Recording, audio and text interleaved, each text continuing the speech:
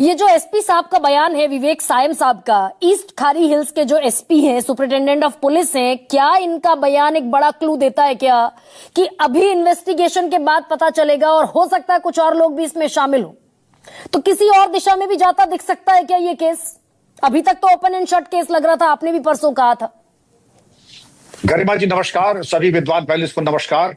और आपके जो सवाल है बड़े ही शार्प, बड़े एक्यूरेट, लेकिन जितने भी विद्वान पैनलिस्ट हैं, हम लोगों को इतने शार्प क्वेश्चंस लेने में हमेशा की आदत रही, एक मिजाज हो गया जी। बड़ी कृपा आपने की, लेकिन मैं एक एक सवाल का जवाब दूं तो मुझे 2 शो आपके साथ 1 to 1 चाहिए, लेकिन नहीं, मैं संक्षेप में आपकी 5 बातों का जवाब दूंगा। Please sir, carry on. Sir की जरा आवाज बढ़ाइए। आरुषि हत्याकांड को, जिसको आप कह रहे पता नहीं लगा, हाँ। आरुषि हत्याकांड के मुलजिमान को लोअर कोर्ट ने सजा की थी। ये बात दूसरी थी कि उनकी अच्छी पैरवी थी, हाई कोर्ट से वो दोष मुक्त हो गए थे बेनिफिट ऑफ डाउट लेकर के। तो ये कह देना कि आरुषि हत्याकांड वर्कआउट नहीं हुआ था। कोई भी इन्वेस्टिगेटर जब ऑफिशियल बात ये कहता है तो ये नहीं कहता है दावे के साथ, ये आल्हा या कोई नौटंकी नहीं है कि हमने खोल दिया है और इससे पहले हमने कभी ऐसे कोई चीज नहीं देखी थी और अब हमने अकाट के साथ, वो जब बड़ी परिमार्जित और संतुलित भाषा में कोई पुलिस प्रवक्ता बोलता है तो यही कहता है, investigation is an ongoing process and we should come to the conclusion when we produce the chargesheet in the court of law. बिल्कुल, ये एक वन लाइनर, इन्होंने तो फिर भी वन लाइनर के अलावा बहुत कुछ कहा, लेकिन आज ही कह दे इन्वेस्टिगेशन ऑन। आपने 7 पॉइंट बताया है कि जो कि हो गए हैं, और मैं 17 बता सकता हूं कि जो कि अभी शेष हैं। और 17 में शेष होगा फॉरेंसिक, बैलिस्टिक्स और scientific aids to investigation, blood mapping, DNA. मैं कितने और गिना दूं, वो सब इन्वेस्टिगेशन का ही भाग है। ये इन्वेस्टिगेशन इनकॉर्पोरेट किया जाएगा, और जब तक ये इनकॉर्पोरेट नहीं होगा तब तक इन्वेस्टिगेशन हम कंप्लीट मान ही नहीं सकते हैं। और मैचिंग ऑफ फिंगरप्रिंट्स, ये सब चीजें इन्वेस्टिगेशन में आएंगी। फिर आपके जो व्हाट्सएप और स्नैपचैट है उनकी एनालिसिस, और जो हमारे मोबाइल फोन्स हैं उनकी जो कुकीज हैं उनकी फॉरेंसिक एनालिसिस, ये लॉन्ग ड्राउन प्रोसेस है, इसमें हफ्तों लग सकते हैं। और मैं उम्मीद करता हूं कि इसको टॉप प्रायोरिटी पे लेकर के साइंटिफिक, बैलिस्टिक और अन्य जो इलेक्ट्रॉनिक एविडेंसेस हैं उनको कोलेट करने में जो समय लग रहा है, तो एआई के माध्यम से और मशीन लर्निंग के माध्यम से उनको कोलेट करें, क्योंकि हम लोग के टाइम में जो महीनों में होता था, आज वो घंटों में हो सकता है। और वो जरूर किया होगा, क्योंकि जो इन्होंने उत्कृष्ट उदाहरण दिया है, क्योंकि ये तो सबने कहा कि मेघालय पुलिस ने बिल्कुल बंगलप कर दिया, इतना सेंसेशनल काम। 23 मई से लेकर के 2 जून तक कुछ भी नहीं हुआ। उन्होंने दरअसल ड्रोन टेक्नोलॉजी का इस्तेमाल किया, और ड्रोन टेक्नोलॉजी के साथ साथ उन्होंने साइंटिफिक, और जो पूनम जी ने कहा है, मैं बिल्कुल सब, प्रत्येक पुलिस अफसर ने जो कहा है मैं उनसे 100% सहयोग हूं।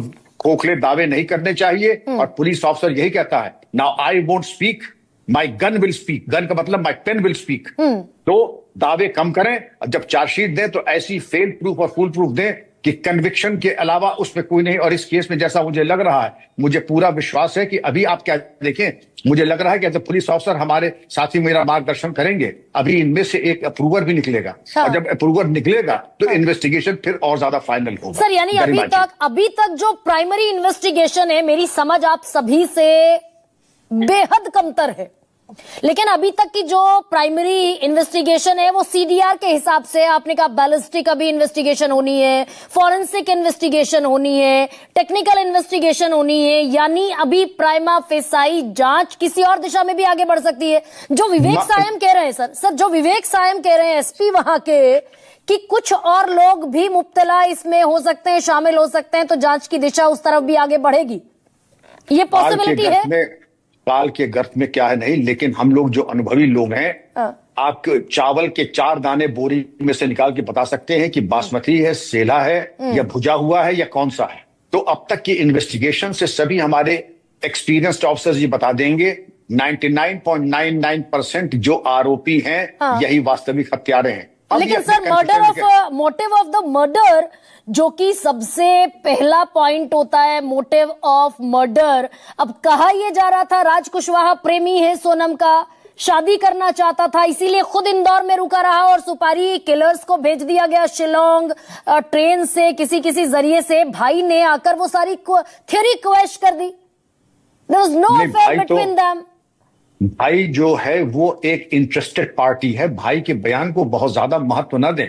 इसमें जो की प्लेयर्स हैं ये हैं आकाश, आनंद और विशाल। राज और सोनम, आप इनके ऊपर ज्यादा विश्वास करें। भाई तो एक इंटरेस्टेड पार्टी है ही है, वो क्या बोल रहा है मैं ये नहीं कह रहा हूं कि महत्वहीन है, लेकिन महत्व तब देंगे जब वो अपनी बात को किसी तरीके से कंफर्म या करॉबरेट कर सके। और बिना कंफर्मेशन करॉबरेट करने हर आदमी अपने बचाव के लिए पहले इंतजाम करता है। तो भाई के बयान जरूर रिकॉर्ड किया जाए, और अपनी सफाई में वो क्या कह सकता है गरिमा जी, इसके ऊपर भी तो प्रकाश डालेगा। और बिना प्रकाश डाले नहीं, लेकिन सर जब वो अपनी बहन के बारे में कह रहा है कि अगर मेरी बहन ने हत्या की है तो मैं हत्यारे को फांसी की सजा दिलाऊंगा, राज कुशवाहा को क्यों बचाता दिखेगा फिर सोनम रघुवंशी का भाई?